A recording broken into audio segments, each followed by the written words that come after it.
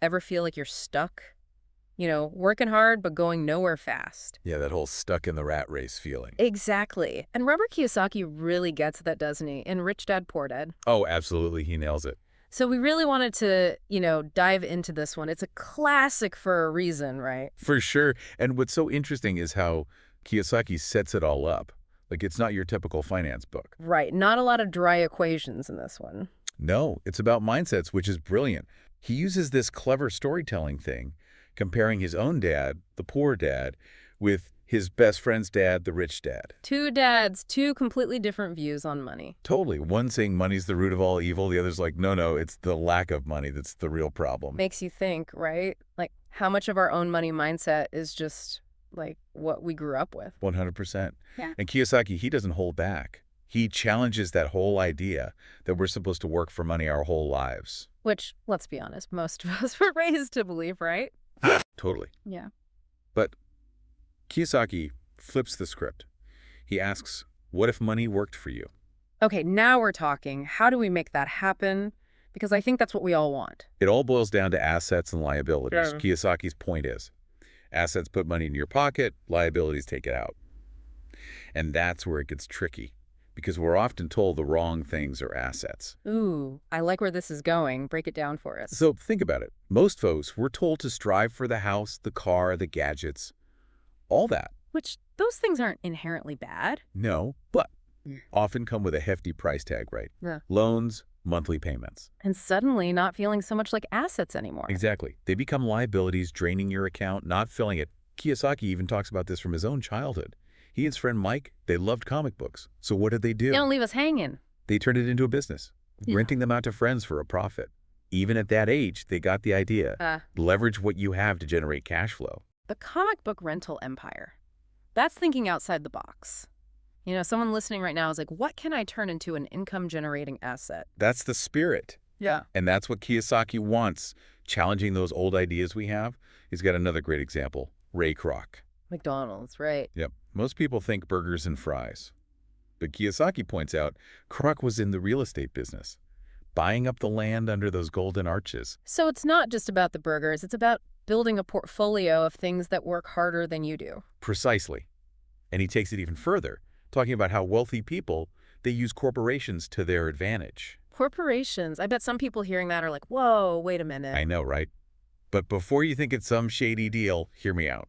Corporations often get a bad rap, but Kiyosaki says they're not some evil scheme. They're a legal tool. Right. Like, it's all above board, but it's like having a secret weapon most people don't even know about. Okay, I'm intrigued. Tell me more. So Kiyosaki, he's really emphasizing that corporations, they've got these tax advantages, right? And asset protection, stuff that regular employees, they just don't get. So it's not about, like, becoming some corporate bigwig overnight, but it's about understanding how the system works. Exactly. And using it to your advantage, which is where financial literacy comes in. Because you got to know the rules of the game if you're going to play. 100%. And Kiyosaki, he breaks it down into these 4 key areas. Accounting, investing, understanding markets, and the law.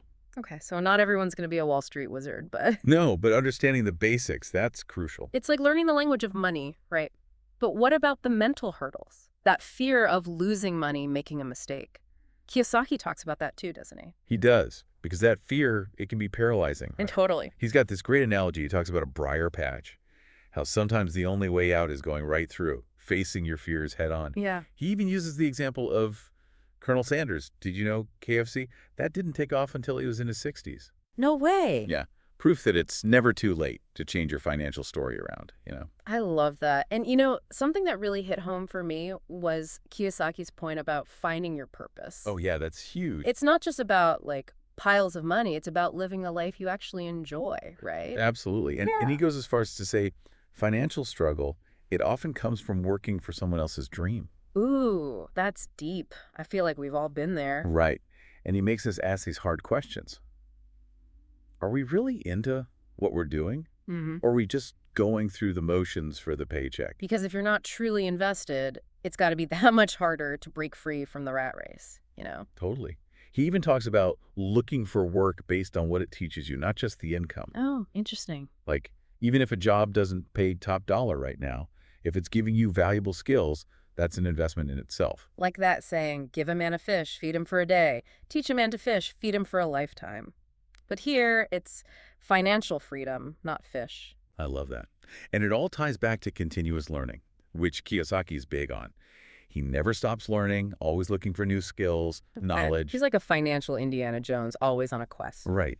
And he wants us to be the same way. He says to view education as an ongoing investment, not just something you did in school and then you're done. It's about like expanding your horizons, challenging yourself. Yes.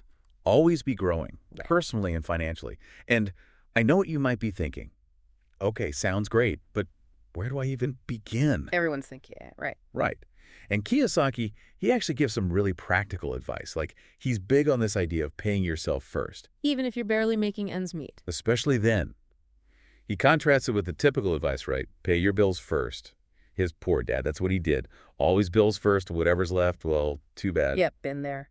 But his rich dad always paid himself first, even if it meant getting creative to cover the bills later. Yeah. It's about shifting that mindset from scarcity to abundance. From I can't afford to invest to I can't afford not to invest. Exactly. Now, I know you're going to say, what about debt? A lot of people are struggling with debt. It's a huge weight for a lot of people, for sure. Kiyosaki talks about that too. Getting out of bad debt, credit cards, high-interest loans, that stuff's brutal, keeps you trapped in the rat race. But, and this is key, he distinguishes between good debt and bad debt. Okay, now you've got to explain this one. So, good debt, it's debt that's actually making you money. So, like, what? Give me an example. Like a loan on a rental property. The rent covers the mortgage and ideally puts cash flow in your pocket. Ah, I see. So debt can be strategic. Exactly. It's a tool. It can build wealth. It's not just something to be afraid of at all costs. It's about being smart about it. So it's about making debt work for you, not against you. 100%. Yeah. And that comes back to financial literacy, right? Yeah. Understanding how money works so you can make smarter choices about debt, investments, and building that asset column we talked about. It's about taking control of your money, not letting it control you, which Kiyosaki has this really interesting example. He talks about these super rich businessmen from the 1920s, right? Like these guys were on top of the world. Right. But a lot of them, they ended up bankrupt, in trouble, you name it. Yeah, it's a good reality check, right? Money doesn't buy happiness, and Yeah. it definitely doesn't guarantee security. It's almost like without the right mindset, it can be dangerous. Totally. Which is why Kiyosaki, he's so big on financial education. Not just for us, but for our kids too. Generational wealth, that's the dream, right? For sure. He even says we should be teaching kids about assets and liabilities early on. Starting them young, yeah, so they don't get stuck in that paycheck to paycheck cycle. Exactly. Oh, and you know what else really stuck with me? Kiyosaki's definition of wealth. What is it? How much money you've got stashed away? Nope. He says it's about how long you could survive financially if you stopped working today, like right now. Wow. Okay, that is a good definition. Right. It's not about being a millionaire on a beach somewhere. It's about having those assets in place, the stuff that generates income even when you're not working. So you're free to do what you want when you want. Exactly. It all circles back, doesn't it?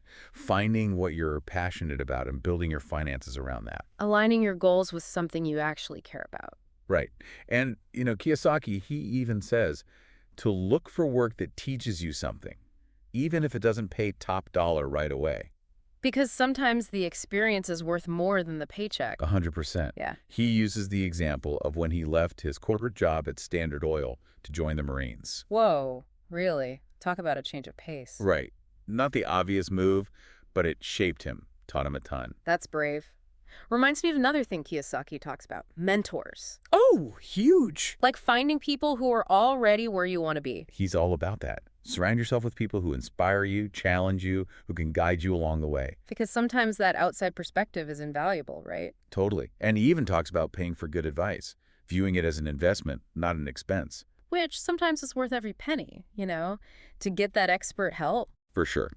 So we covered a lot, but I think the core of Rich Dad, Poor Dad is this. Financial freedom, it's possible. It's not just a pipe dream. No, but it takes a shift in how you think about money. It's about taking control, educating yourself, building a strong foundation. It's about being willing to think differently, right? Challenge the old ways of doing things. Yes. Create your own path. Okay. So as we wrap up this deep dive, here's something to think about. What's one small step you can take today to build that financial freedom? Just one small step to get started. Until next time, happy diving.